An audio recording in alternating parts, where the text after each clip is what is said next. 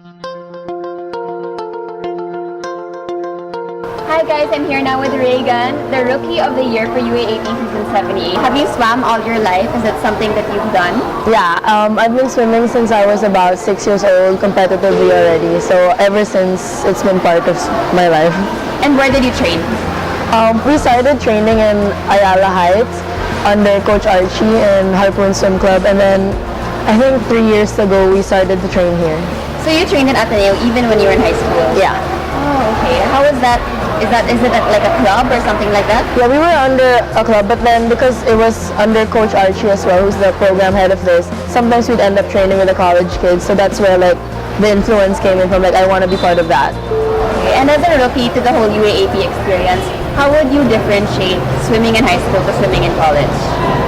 Because in swimming in high school, it's usually the same people that we compete in as a club, and it's swimming in high school, it's usually like I was one of the oldest all the time, but here coming in, you're the youngest one, and then it's an open competition, so you're going up against seniors, super seniors, and juniors, so it's a different environment, but then you always have someone to look up to.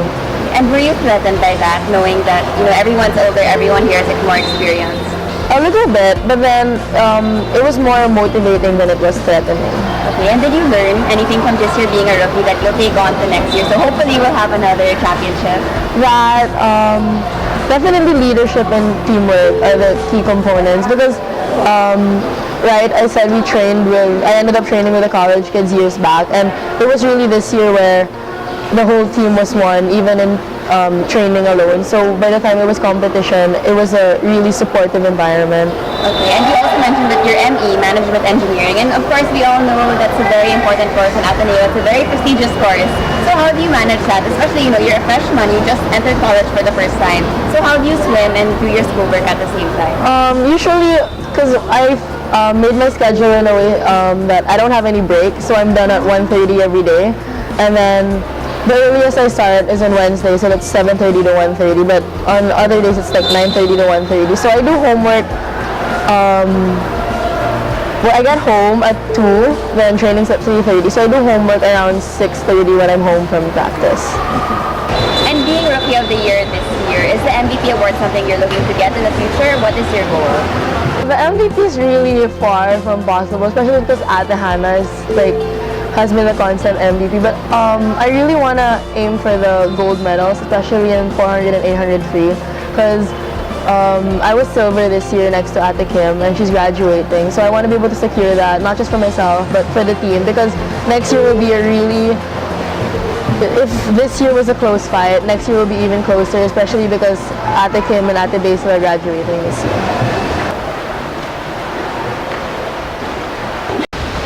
I'm here now with the captains of the men's and women's swimming team for UAAP Season 78. So first of all, can you guys please introduce yourself to everyone? Hi, I'm Basil Uy from 5BFA ID.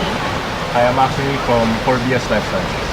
Okay, so what is your job as captains? What exactly do you have to do? As team captains, we're the ones organizing team dinners. We're the ones trying to keep everyone in line, to attend practice and to train harder every day. Every day may reminders kami, and weekly we try to motivate them to train.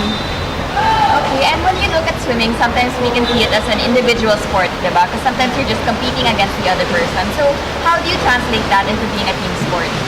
Well, yung this year kasi, we trained every day and together, unlike before, we trained separate pa. And nag-change yung environment, and I guess yun yung nakahawa. Mag-isa, sobrang in the mood train, and lahat na nakahawa na excited sila mag-train. We're trying to pull each other. So let's say someone's feeling bad today, but then the whole team's not feeling bad, feeling good. So everyone will try to make that person feel good so that he or she can perform better.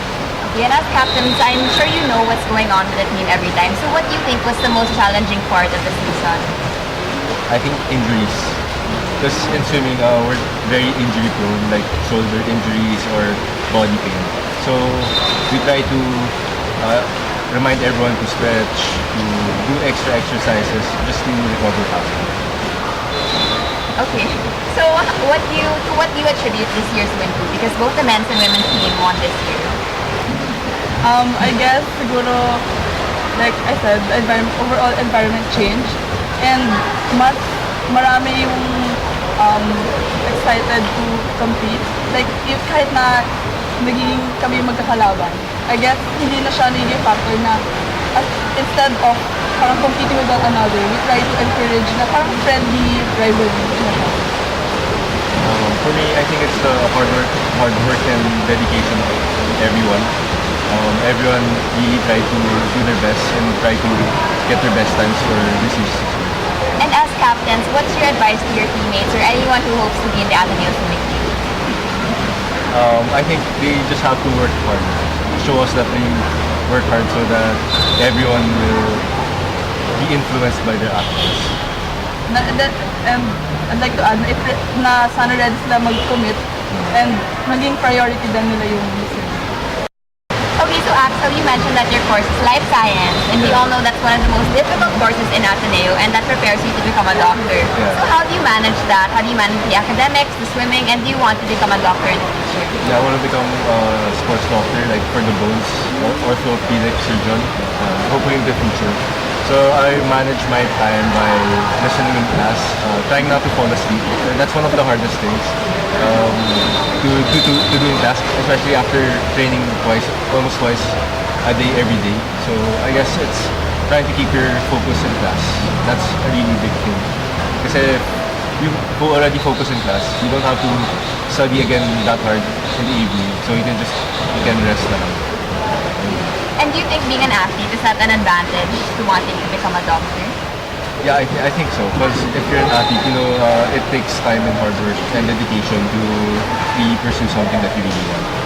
Based on what you mentioned about the environment of the team this year, the atmosphere is different. So what exactly do you mean by that? Because the past years, everyone trained in separate clubs, like outside Ateneo. But this year, the training times, naging bonding na rin siya.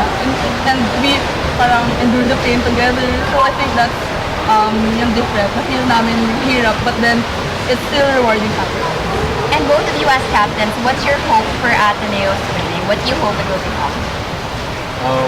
I hope that because I only have a year left, one more year next year, and Blaze is graduating this year. So I hope in the succeeding generations or the years to come, there's more swimmers, brand new swimmers that will continue the Legacy. no, the legacy, pero parang the things that we accomplished this year, like environmental, team chemistry. I hope they continue that. So in the future, we still get championships and more gold medals. Hi everyone, I'm here now with Jessie Lacuna, MVP of the UAAP men's swimming team. And when did you start swimming? Start swimming since birth. Pero competitive mga 5, 6 years old. Yeah. Okay. And is swimming something that you want to do for the rest of your life? I think so. Kasi andyan na yung league ko, yung pathways. Yeah. Pero probably mag-stop din yan. Pero certainly babalik ako. Probably the coach. Why would you stop?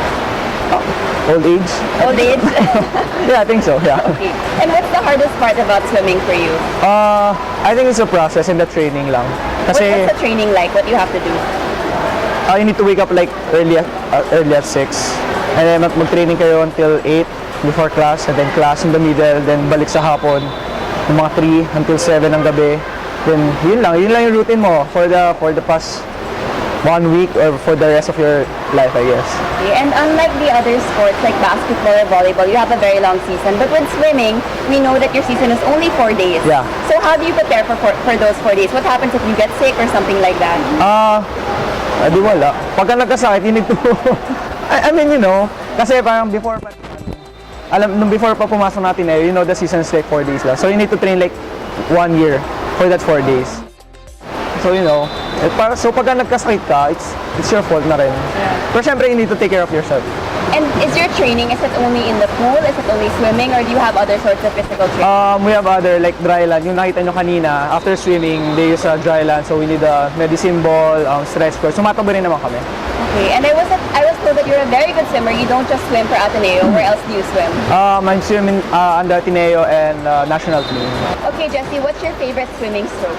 Favorite swimming stroke, freestyle and butterfly. Pero I can do IM din naman. And what's the lifespan of a swimmer? When do you peak and when do you stop? Usually adolescents, like mga 13 to 16. Yan yung peak talaga. And then, yun, mag-stable yun after mga 17, 18. Yeah. Tapos probably mag-peak ka another mga 23 until 25. And then from there, we'll see. Day by day. Okay. So you still have a while. How old are you? 21. 21. So you have 4 more years until you start going Yeah. down. Okay, we can still win a championship next year, guys. Yeah. So you guys are back-to-back champions. Yes. Okay, Jesse, what's the difference between last year's championship and this year's championship? For men's yung last year, paano ba? I think yung last year medyo naging close with UP. Medyo intense din yun kasi yun nga medyo close pero na-overcome naman namin yung last year. Mas naging better performance yun this year. Kung titignan nyo yung records last year parang 10 records lang for men's. For this year we got 17 over 22. And then last year natalo kami 4 golds yung nawala. This year 2 na lang. So we still have another I think 2 years to prepare na masweep talaga namin yung all golds for men's next year. Hi everyone, I'm here now with Hannah Dato, the UAAP MVP of Swimming Season 78. And can you also tell us how exactly are you honored with the MVP? Is it about points? Is it about ranking? It's actually based on a gold medal and then may katumba siya na points. So first, we have to undergo trials and then kukunin yung top 8 and then after that, merong finals in the afternoon and then yun na malalaman ko sino yung mananalo sa mag-first, second, and third. Okay, and obviously if you're MVP, you're very good at swimming. So did you start from a young age? Did you start from before pa or ngayon lang? Yeah, I started when I was 6 years old.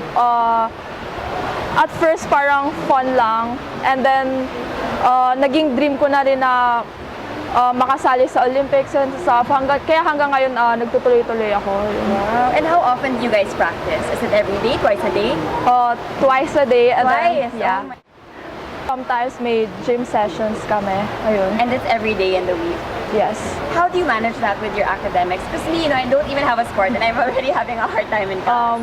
Medyo mahirap but then like if I have free time, lagi ako nagbabasa like advanced reading, ganon. Okay. And is swimming something you continue to do your whole life? Do you want to be a professional swimmer and represent the country? Yes. Basically, yeah. Yeah. Finish school first and then Yes. represent Ateneo. So Hannah, what's your advice to everyone out there who wants to become a swimmer just like you? Ang gusto ko lang sabihin na if you wanna be a swimmer, kailangan tuloy-tuloy. Kasi it's not like boxing na pwede ka mag-stop ng ilang months. Kasi once na nag-stop ka, mahirapan ka na bumalik. So, ayun, kailangan tuloy-tuloy lang. Every day, kailangan mag-swim kasi kailangan ng water feel. And just enjoy swimming. So there you have it, Hannah Dato of the UAAP swimming team.